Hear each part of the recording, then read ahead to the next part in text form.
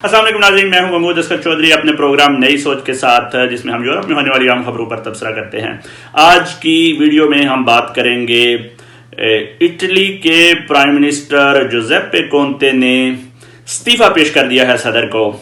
اس vlog میں ہم کوشش کریں گے یہ جاننے کی کہ ان کا استعفے کی وجہ کیا بنی، ان کی حکومت کیسی رہی اور اب آئندہ کیا ہونے جا رہا ہے، اور سب سے ضروری بات کہ جو امیگرینٹس ہیں اٹلی میں موجود، جنہوں نے ابھی تازہ امیگریشن جمع کروائی ہے، ان کے ڈاکومنٹس کا کیا بنے گا، اس پر ہم تفصیل سے تبصرہ کریں گے اور تجزیہ کریں گے۔ اس کے ساتھ ساتھ ہم بات کریں گے کہ بوسنیا میں جو پھنسے ہوئے ہیں تارکین وطن، جن میں کافی تعداد پاکستانیوں کی ہے، یورپی یونین نے ایک دورہ کیا ہے وہاں پہ، اور دیکھتے ہیں کہ وہاں پہ کیا صورتحال تبدیل ہوئی ہے۔ ہم بات کریں گے، مختلف سرویز آئے ہیں اٹلی سے اور اسپین سے کہ کرونا وائرس کی وجہ سے امیگرینٹس کے جو روزگار ہیں اور جو کام ہے اس پر بڑا دھچکا لگا ہے، اور اس کا اثر ریسزم کے حوالے سے اور ڈسکریمنیشن کے حوالے سے بھی بہت برا پڑا ہے۔ ہم بات کریں گے کہ انگلینڈ یعنی برطانیہ میں اسکول کب اوپن ہونے جا رہے ہیں، بچوں کے اسکول۔ ہم بات کریں گے کہ ہالینڈ میں جو مظاہرے شروع ہو گئے ہیں کرونا وائرس کی پابندیوں کے خلاف، اور بہت سے دیگر موضوعات۔ ہمارے ساتھ رہیے گا۔ ویڈیو میں آگے جانے سے پہلے میں لوگوں کا بہت شکریہ ادا کرنا چاہتا ہوں جو ہمارے چینل کے ساتھ جڑ گئے ہیں۔ آپ بھی سبسکرائب کر لیں۔ 6 لاکھ کے قریب لوگ جذبہ کی اپڈیٹس کے ساتھ اٹیچ ہو چکے ہیں۔ آپ اگر لائک کلک کر دیں اور اس کو فالو کا آپشن کر دیں تو تازہ ترین امیگریشن کی معلومات آپ تک پہنچتی رہے گی۔ اٹلی کی سیاسی صورتحال ایک دفعہ پھر کشیدہ ہو گئی ہے۔ اس ہفتے اٹلی کے وزیر اعظم جوزیپے کونتے نے اٹلی کے صدر سیرجیو ماتاریلا کو پیش ہو کر اپنا استعفیٰ پیش کر دیا ہے۔ یہ کرائسس 2 ہفتے پہلے شروع ہوا تھا، جب اٹلی کی ایک اسمال سی پارٹی ہے، لیکن اس کا جو لیڈر ہے وہ اٹلی کا ایکس پرائم منسٹر ہے ماتیو رینسی۔ انہوں نے مشکلات پیدا کی تھی وزیر اعظم جوزیپے کونتے کو، اور اس کے بعد تحریک عدم اعتماد لے کر آئے تھے، جس کو خوش قسمتی سے انہوں نے پاس کر لیا تھا پارلیمنٹ میں، اور سینٹ میں بھی پاس کر لیا تھا، لیکن جو ایبسولوٹ میجارٹی ہے وہ حاصل نہیں کر پائے تھے، اور جو واضح برتری ہے وہ نہیں تھی، تو اس کی بنا پر انہوں نے پھر استعفیٰ دے دیا۔ اور اب صورتحال یہ بن گئی ہے کہ ابھی جو صدر ہیں وہ فیصلہ کریں گے کہ پارٹیز اسی پارٹی کو دوبارہ وزیر اعظم بنانا ہے، یا کہ پھر اگر کوئی صورتحال کلیئر نہیں ہوتی تو دوبارہ الیکشن کی طرف جا سکتا ہے ملک۔ جوزیپے کونتے اٹلی کے 29ویں پرائم منسٹر ہیں دوسری ورلڈ وار کے بعد، اور یہ 66ویں حکومت ہے اٹلی کی۔ جوزیپے کونتے اس لحاظ سے لکی ثابت ہوئے ہیں کہ وہ 2 کوalition کو لے کر حکومت کر چکے ہیں۔ پہلے وہ رائٹ آرم جو اوورسیز کے خلاف پارٹی ہے لیگن، اور اس کے ساتھ مل کے انہوں نے 10-15 مہینے کام کیا، اور اس کے بعد اب یہ جو ڈیموکریٹس کے ساتھ مل کے 10-16 مہینے ان کے ساتھ بھی ہو گئے ہیں۔ تو امید یہی ہے کہ تیسری بار بھی ان کی لک ان کا ساتھ دے گی، کیونکہ انہوں نے کام بہت زیادہ کیا ہے۔ سینٹ میں بہت سے گروپ ایسے بن گئے ہیں جو ان کو دوبارہ دیکھنا چاہتے ہیں۔ اٹلی کے وزیر اعظم جوزیپے کونتے نہ صرف اٹالین شہریوں کو بلکہ یورپی یونین کو اور اٹلی میں موجود امیگرینٹس کو بھی بہت زیادہ پسند ہیں، کیونکہ انہوں نے 8 سال بعد موقع دیا ہے امیگرینٹس کو جو ایلیگل اٹلی میں رہ رہے تھے کہ وہ اپنی حیثیت لیگل کروا لیں۔ انہوں نے بہت سے ایسے کام کیے ہیں جو مثالی ہیں، مطلب انہوں نے 12,000 کے قریب پولیس آفیسر، کارابینیری اور گواردیا دی فینانسا میں بھرتی کیے۔ انہوں نے تقریباً 10,000 کے قریب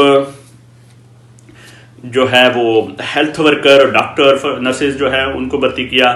اس کے علاوہ انہوں نے 80,000 کے قریب اساتذہ کو جابز دیں، اور ٹیکسز جو بڑھانے چاہ رہے تھے 20% نارمل ٹیکس ہے وہ 25% کرنا چاہ رہے تھے، انہوں نے کہا کہ ایسا نہیں ہو سکتا۔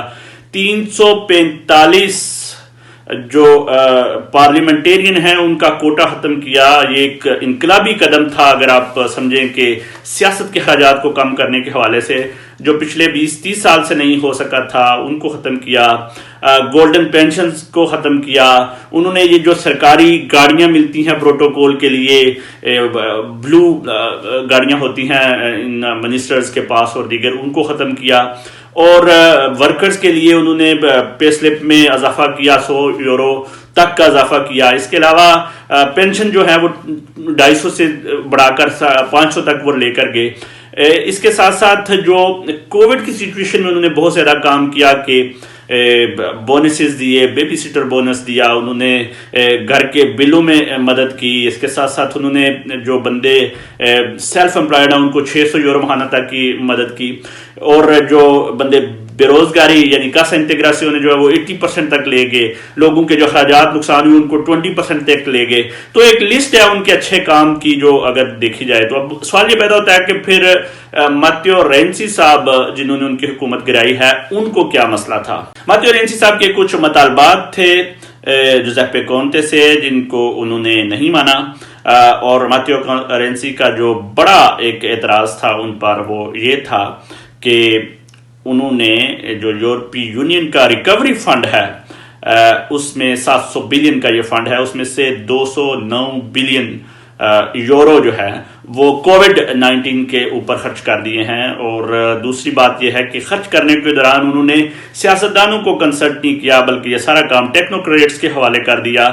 اور اٹلی میں خاص طور پر پولیٹیکل سسٹم ایسا ہے کہ سیاستدانوں کا یہ خیال ہے کہ ہر چیز ڈیموکریٹک طریقے سے ہونی چاہیے, اور جو عوامی نمائندے ہیں ان کو کنسلٹ کیا جانا چاہیے ہر وقت. اگر کسی قسم کا بھی کوئی مسئلہ ہوا ہے تو ٹیکنوکریٹس کے اوپر سارا مسئلہ نہیں ڈالا جا سکتا. تو یہ مین ایک وجہ بنی ہے جس کی وجہ سے حکومت گر کی. جیسے میں نے یہ جو ماتیو رینسی ہیں یہ ایکس پرائم منسٹر رہے ہیں, وزیر اعظم رہے ہیں اٹلی کے, اور یہی مین وجہ بنے ہیں. اب صورتحال یہ ہے کہ صدر نے میٹنگز شروع کر دی ہیں. انہوں نے اس کا استعفیٰ تو قبول نہیں کیا لیکن مختلف سیاسی پارٹیز کے ساتھ میٹنگ شروع کر دی ہیں. اور اس کے پاس آپشن کیا بچتے ہیں؟ 3 آپشن ہیں جی. سب سے پہلی آپشن تو یہ ہے کہ اگر قائل کرنے میں کامیاب ہو جاتے ہیں صدر اس میٹنگز کے بعد تو یہی وزیر اعظم رہیں گے اور ایک نئی حکومت تشکیل دیں گے.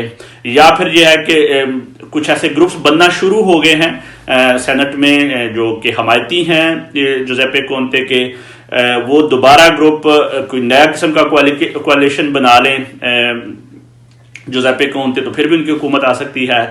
تیسرا آپشن یہ ہے کہ وہ جو رائٹ آرم کی پارٹیز ہیں ان کے ساتھ جا کے اتحاد کر لیں, جو کہ ممکن نہیں ہے کیونکہ رائٹ آرم کی پارٹی سلوینی اور دوسرے پہلے کہہ چکے ہیں کہ ہم کوشش کریں گے کہ الیکشن کی طرف معاملہ جائے, کیونکہ ان کا خیال ہے کہ ان کے ووٹ بینک زیادہ ہو چکے ہیں اور الیکشن میں جا کر وہ جیت سکتے ہیں.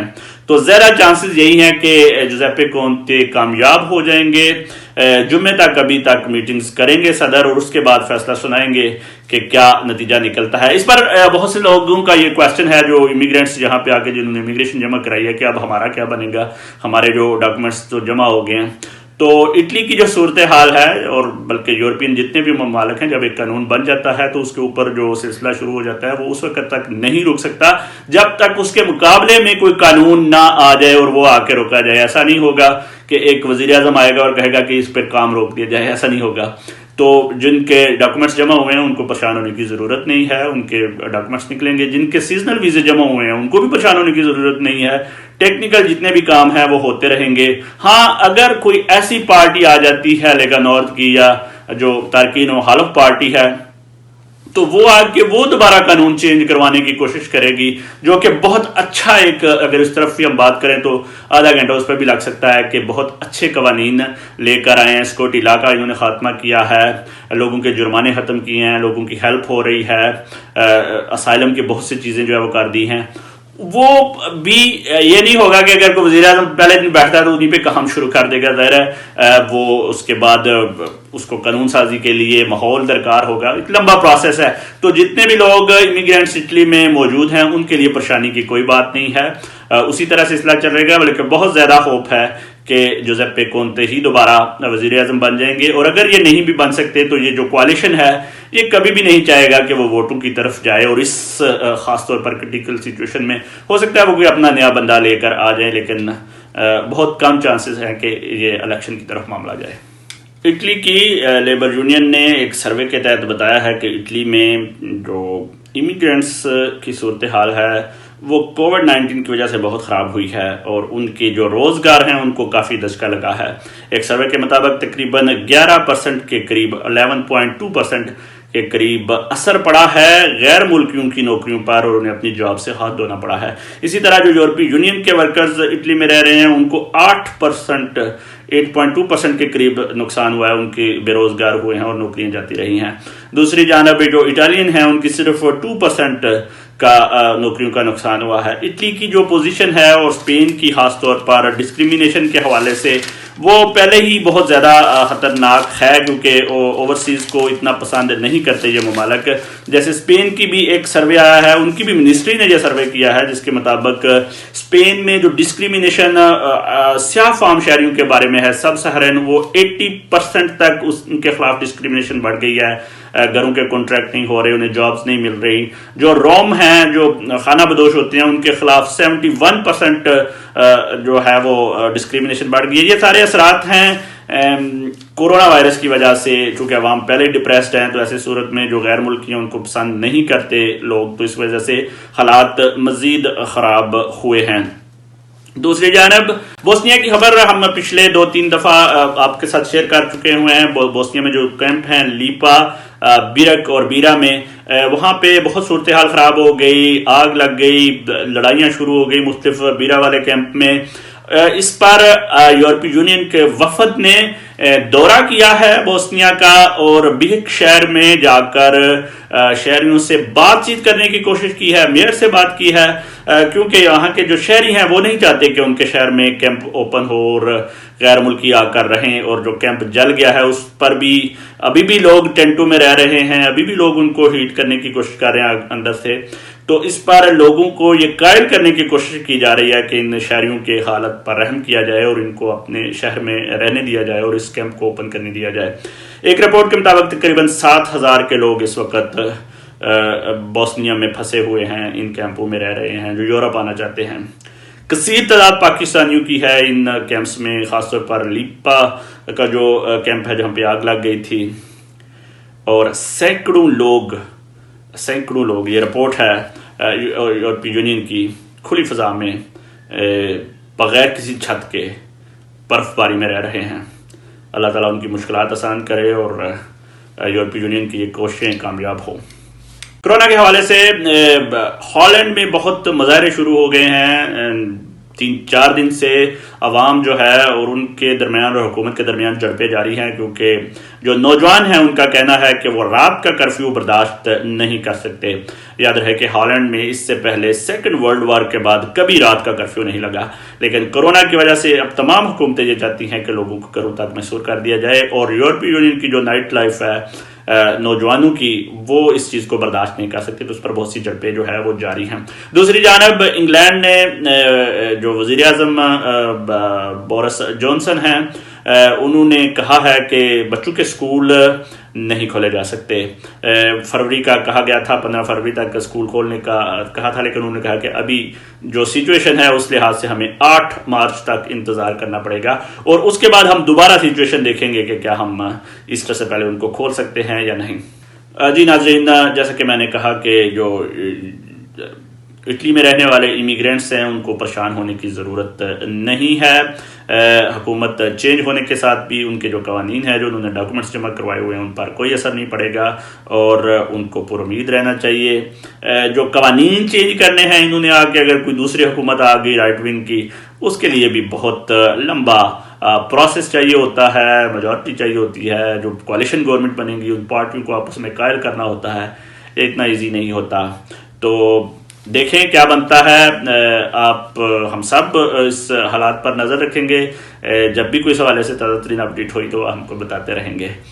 اپنا بہت خیال رکھیے گا، آئندہ پھر کسی ویڈیو میں۔ اللہ حافظ۔